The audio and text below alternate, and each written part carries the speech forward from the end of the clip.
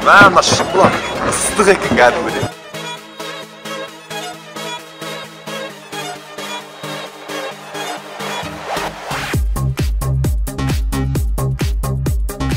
Армысыздар, құрметті көрермендер, бұл жол болсын бағдарламасы. Қазір біз қай жаққа баратынымызды мына бөтірке шешетін болады. Мұндағы А Алматы, О Орал, Қ Қызылорда, Т деген Тараз.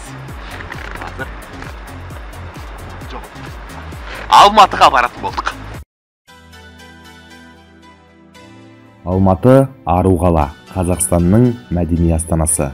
Бұл қалада бізді күтіп алған ғалым, профессор, Алаштың зиялысы Әліби Жангелдин болды. Әліби Жангелдиннің ескерткішін көрсеңіздер, онда сіздер қайдасыздар? Әрине, Алматыдасыздар. Дәл қазір осы жерде біз келген уақытта қысқы универсиада ойындары өтіп жатыр. Қазір біз сонда барамыз. Бүкіл біздің жерлестерімізге, отандастарымызға жанкүйер боламыз. Алматы негізі жылы. Бұнда басқының да керегі жоқ, тіпті күрте де керегі жоқ. Шешіп тастан аман, кер жоқ мүлде. Алайда әлекең маған қалың киін, әйтпесе ауырып қаласың деген соң, мен күртемді қайта кидім. Біз Балуан Шолақ атындағы спорт сарайына жол тарттық. Жолдың ұзақтығы сонша, тіпті қай жаққа бара жатқаныңды да ұмытып қаласың. Универсиаданың билеттерін алу үшін міне осындай шатырларға келіп билеттерді сатып аласыздар. Билеттердің бағасы әртүрлі. Негізі бұл жерде очередь көп, соған қарағанда баратын адамдар да көп екен. Алматыға келдік, билет алдық, енді бір-ақ нәрсе ғана қалды. Ол тамақ ішу әрине. Негізі ақша көп болса жақсы. Өзің қалаған тамақтарыңды аласың. Менде ақша көп, менде алтын карточка бар. Оның ішінде ақша көп. Міне алтын карточкамды сонда бар. Алло, мама? Ауқаттанып алғанша біздің билетіміздегі уақыт та болып қалды. Универсиаданың автобусы бізді Алматы аренаға жеткізіп салды.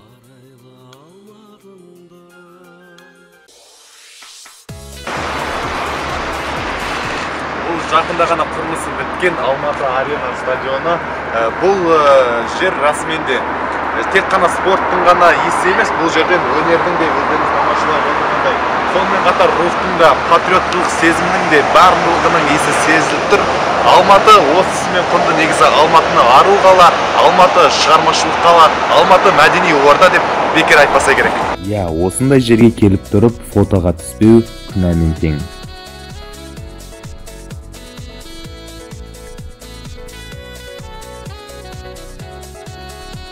Міне осындай жерлерде көп мына қанатымды кең серпі деген балапан, бұл универсиаданың логотипі десек те болады. Бұл жерде көптеген адамдар суретке түседі. Расымен де қанатыңызды кең серпіңіз, ешқашанда құламаңыз, тек биікке ғана өрлей беріңіз. Бұл 2017 жылғы қысқы универсиаданың ұраны. Бірақ кейбір кезде видео фотодан әлде қайда қажет болып жатады. Қалай, нормально ма? Жақсы. Негізі біз нарында суретке түсіруге болмайды, бірақ мен фотоға түсіп жатқан сияқты. Осылай біздің артымызда қарасаңыздар, менттар кетіп бара жатыр. Тәртіп сақшылары аппақ формада, ол өте қыстың түсімен түстес. Осылай. Негізі түсуге болмайды. Дәл осы уақытта Алматыда шетел мен Қазақстаннан келген 1 миллион турист жүр. Оператор екеумізді алып тастаса 999.998 адам болып қалады. Дәл осы жерде менің бір арманым да орындалды. Say that? So shut up. So how do you say it again? You say it. You can say it. Shakam salad. Yes. Thank you very much. Thank you. Thank you. Nice to meet you. Yes, nice to meet you too. Yes.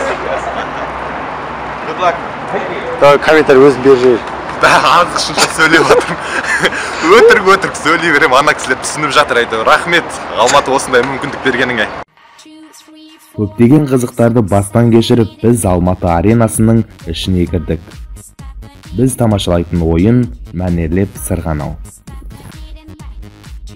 Шынымды айтсам, негізі осы айдыннан бірінші рет келіп тұрмын өмірімде. Бұлай негізі бұл қазір дәл қыздарымыз жаттығу дайындық үстінде. Қазір 1-2 минуттан соң сайыс басталады. Әрине мен Қазақстанға жанкүйер болып отырмын. Шынымды айтсам, әсер өте күшті болып тұр мына. Мұз айдынын көзбен көру деген өте бөлек қасиет екен. Сіздер теледидардан көрген кезде бұл жер қызықсыз болып көрінуі мүмкін. Ал бірақ шын өмірде өз көздеріңізбен мұнда келсеңіздер, шынымды айтамын, өкінбейсіздер.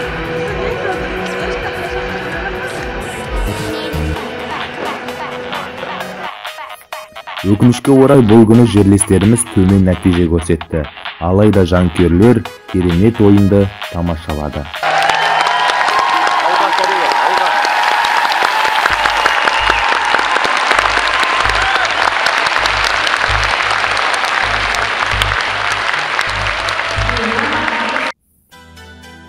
Егер күн қызыққа толы болса, уақыт тез өтеді. Әне-міне дегенше күн батып, қараңғы да түсіп кетті. Енді тек жатар орын іздеу ғана қалды.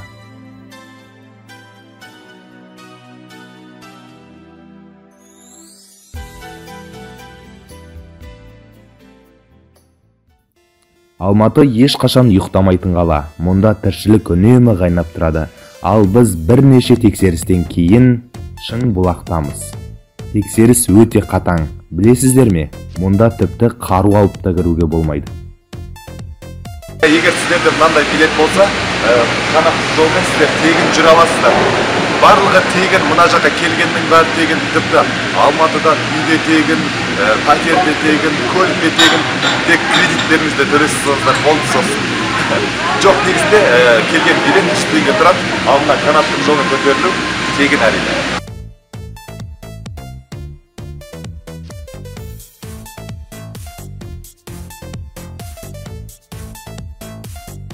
Ал қазір студия қайтадан жолыққан шығай. Мен кеттім. Мұна Шымбұлақ кәдімгідей ыстық екен. Мұна шешіп тағым кеп тұр, футболкамен жүргім кеп тұр. Мына қарасаңыз, жаз бәрі. Мен мұнда тек Алматыны ғана көрген жоқпын. Бүкіл әлемді көрдім.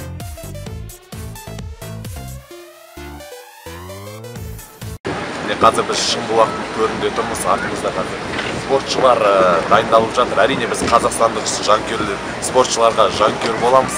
Алға Қазақстан дейміз, бірақ өзге елдің де спортшыларына сәттілік тілейміз. Бұл жерде жанкүйерлерге тулар, шарлар тегін таратылды. Біз сияқты қонақтарға қызмет көрсету деңгейі де өте жоғары. Негізі Алматыны айтамда өте үлкен қала екен.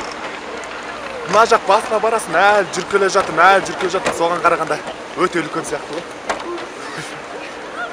Мол эмоция, тартымды спорт түрлері, таулар, әппақ қар, туристер, жанкүйерлер және спортшылар. Біз не істейміз? Әрине суретке түсеміз. Мына суретке қараңыздар, бұл Қытайдың бетке ұстар спортшысы. Ал қасындағылар, яғни біздер қазақтың қатардағы ұлдары. Мен ұлтшыл емеспін, бірақ кейбір қыздардың осылардың қай жеріне қызығатынын түсінбеймін. Осыларды көп дейміз ау, бірақ олардың 20-сы да бір қазаққа татымайтынын айтқым келеді.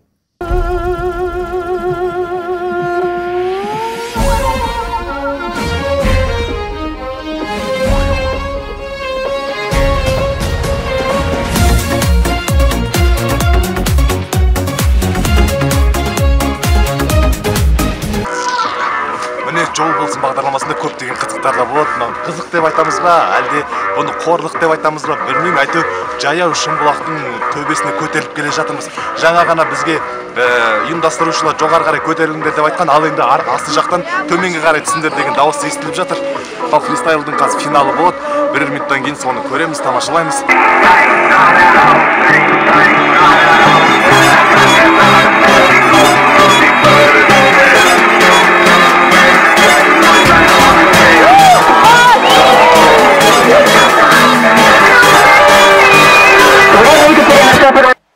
Шынымды айтсам, мен осы көрініске қарап спортшы болғым келіп кетті.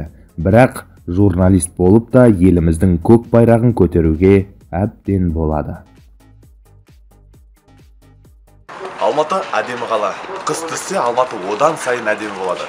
Биылғы қыстың сәні ол әрине универсиада. Біз Алматының қызықты және де өте тартымды жерлерін көрдік, тамашаладық, көзіміз тойды. Ал енді қазір біз ауқаттанып алған соң Семейге қарай қайтадан аттанамыз. Жол болсын. Алло, гараж? Алло. Мен 28-ші дүниежүзілік қысқы универсиаданы өз көзіммен көргеніме ризамын. 1000 рет естігенше 1 рет көрген артық. Барыңыздар, көріңіздер, қайтыңыздар. Назарларыңызға рахмет, жолдарыңыз болсын. Жолыңдасың бауырым, қайда жүрсең де, ақ жол саған жар болсын бір тәңірім, тойласаң да ойнап күлсең де.